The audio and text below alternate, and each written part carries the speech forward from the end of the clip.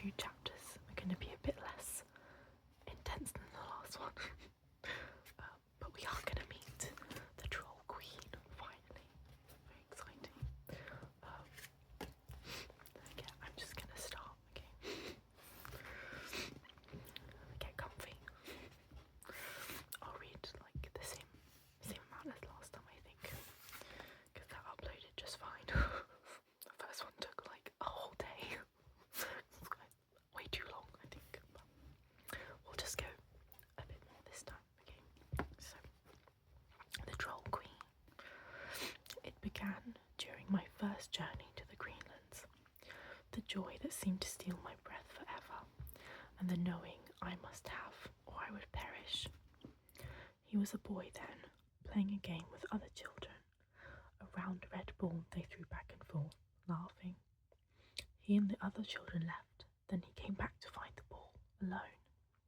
Sweet, fortuitous miracle. I could have willed it so, with my arts, but too dazzled, unthinking.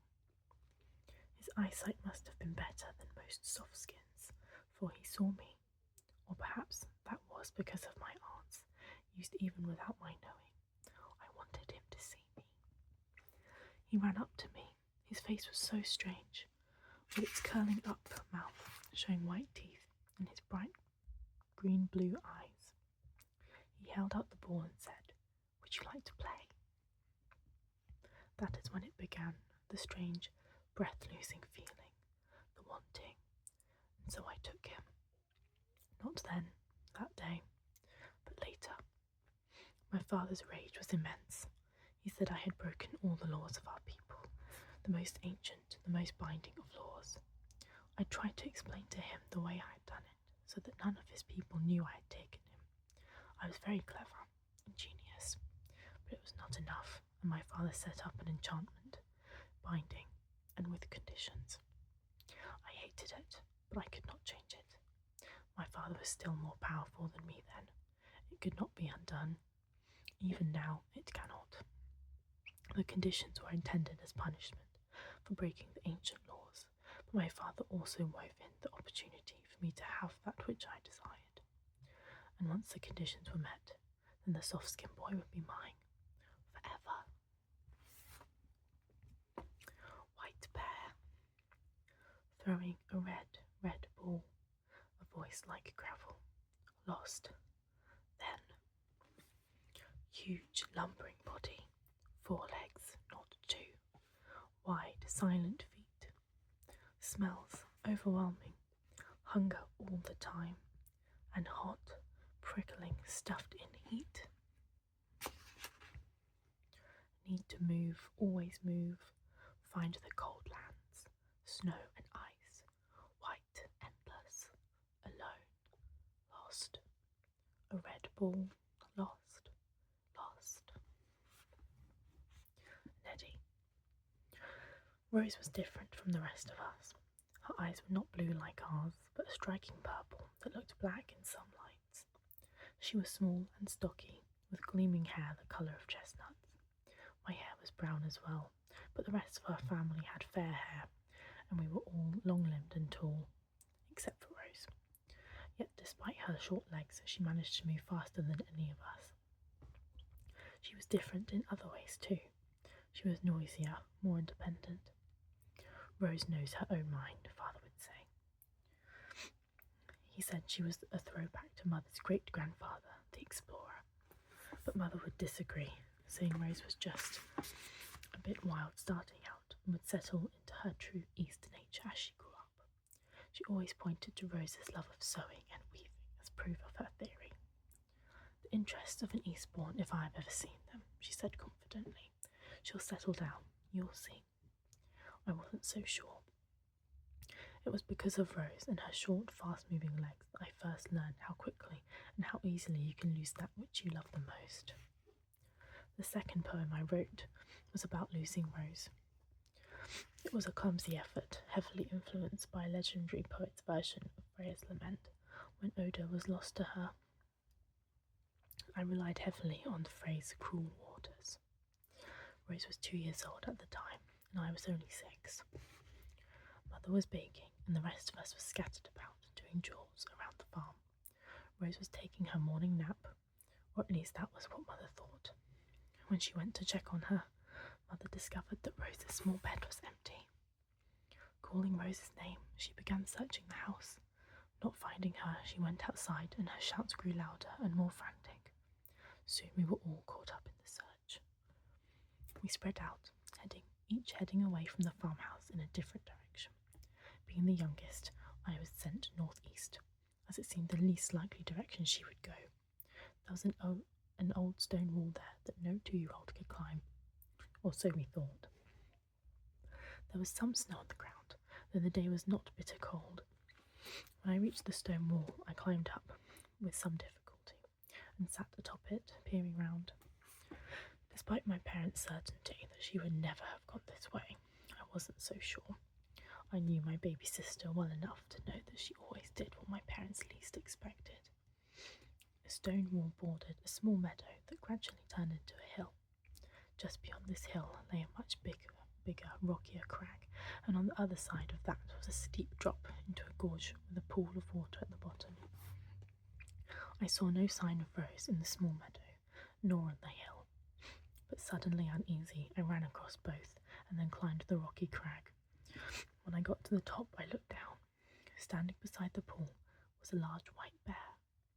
Rose dangled limp from its mouth, and they were both dripping with water. The creature swung its head to face me, then began moving up the rocks towards me. I stood still, frozen by fear. I could see that the white bear was carrying Rose by her clothing, a bunched up wad at the back of her neck, like a mother cat carrying a kitten. The animal stopped a stone's throw from me and gently laid Rose down. Just before it turned to move away, I caught a glimpse in the bear's eyes. The expression there was like none I'd ever encountered in an animal before. It was a look of immense sadness. I quickly kneeled beside Rose.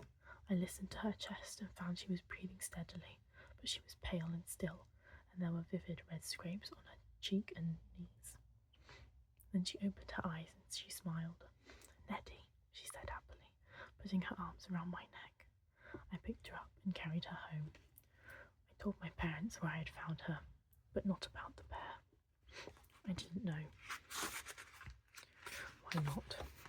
Perhaps I thought that none of my family would believe me, that they'd think it was a story I'd made up. But that wasn't the reason.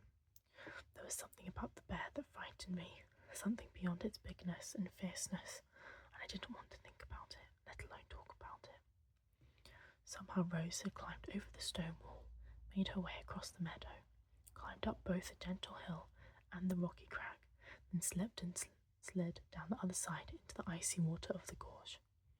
Father thought Rose must have crawled out of the water herself, but I knew it was the bear that pulled her from the pool, and that it had probably saved her life.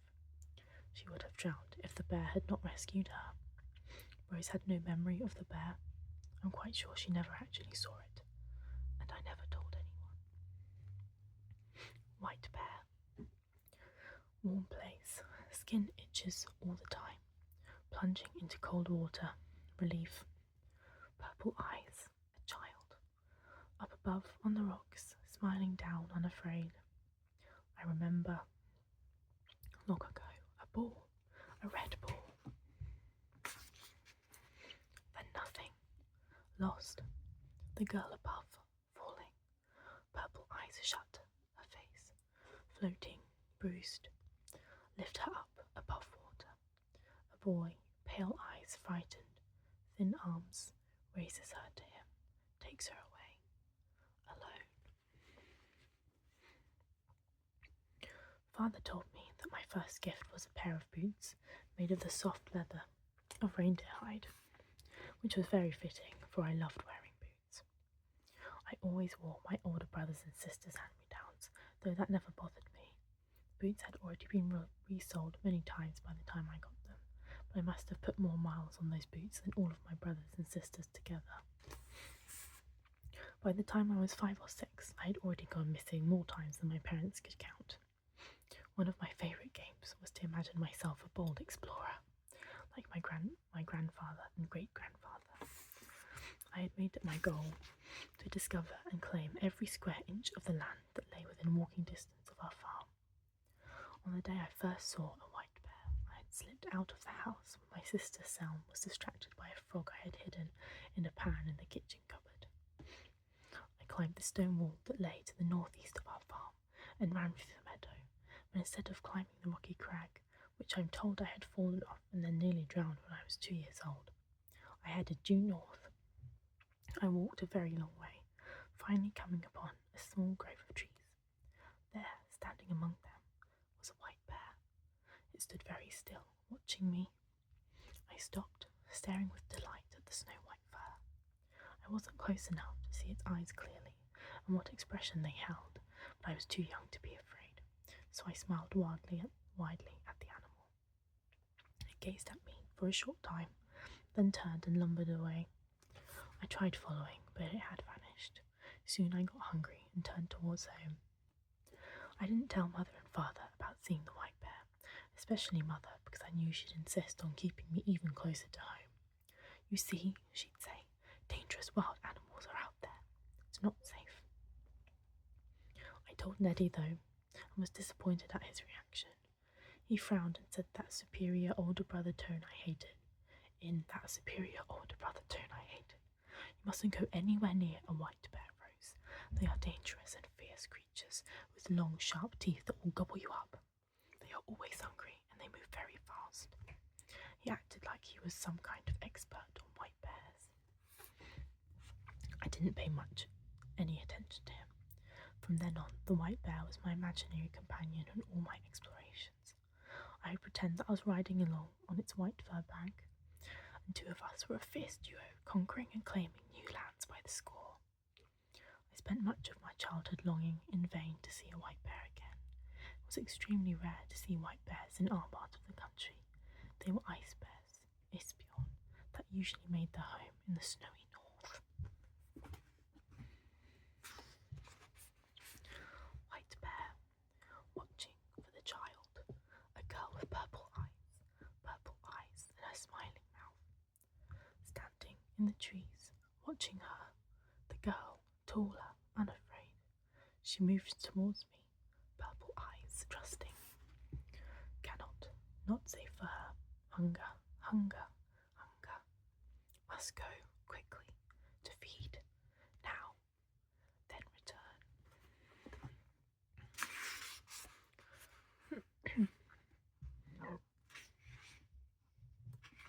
Okay, I'll do one more.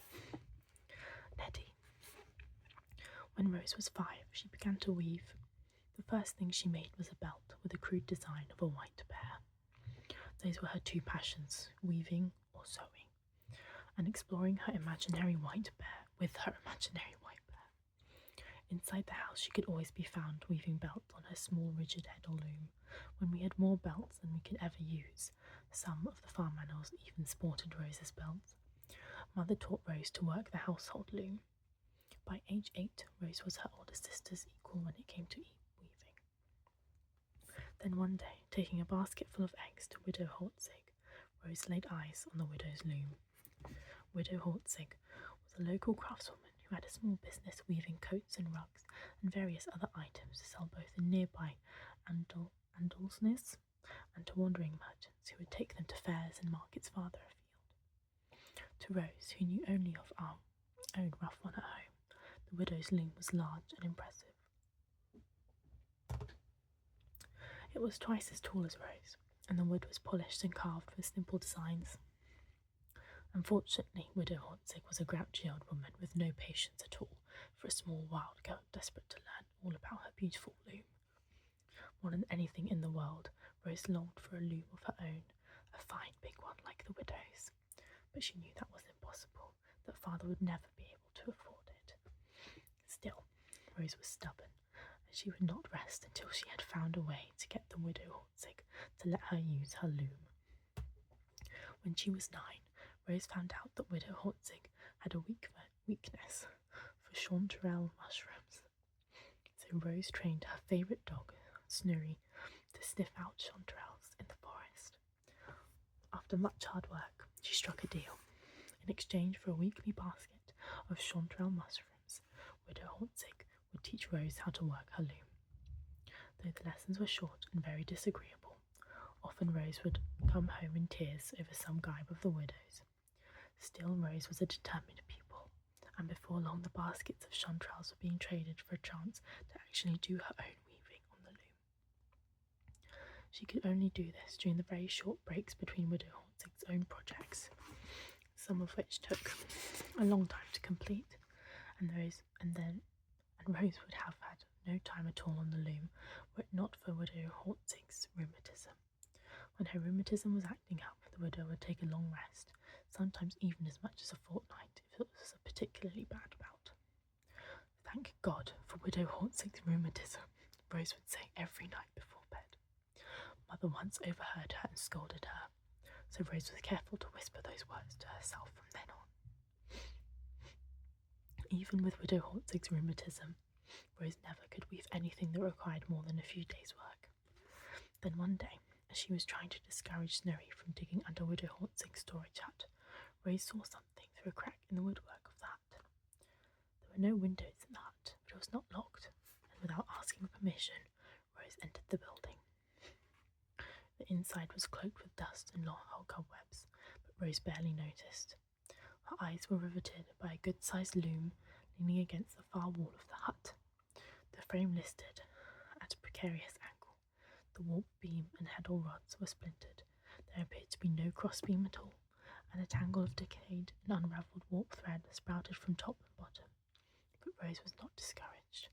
It took Rose a long time and many baskets of chanterelles to convince Widow Hornsig to let her try her hand at fixing up the broken-down loom, which had been the cast-off of an old aunt of the widow's. In return, the widow made Rose clean the filthy old storage hut until it was spotless. Rose then cajoled father and me, as well as Willem, to help her repair the loom. Widow Hornsig offered no assistance and even insisted that it not be removed from her property. She also complained unceasingly of the small amount of noise we made, hammering and sanding and such. I was appalled when Widow Hornsig did not give Rose the loom outright, since she had no use for it herself. What rankled even more was that the nasty woman even continued to demand chanterelle fees for the use of the loom we repaired, and made Rose work in that windowless, unheated hut. Nevertheless, I'd never seen Rose so happy as when she could grab a few moments to go off and work on the loom. I wrote a poem about Widow Hornsig. It began, Hornsig the weaver, queen of the dead, the strands in her loom are dripping with red, lips dry as bone, her hair made of snakes, the souls of her victims to hell she does take. Well, maybe I exaggerate.